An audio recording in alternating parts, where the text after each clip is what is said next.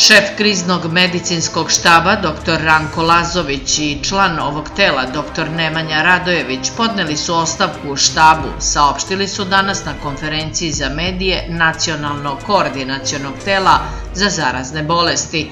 Krizni medicinski štab formiran je 25. marta kao nacionalno koordinaciono telo. Cilj štaba je, kako je tada saopšteno, preduzimanje svih aktivnosti neophodnih za nastavak uspešnog suočavanja Crne Gore sa pandemijom virusa korona i upravljanje kompletnim zdravstvenim sistemom Crne Gore u narednom periodu, prenosi IN4S.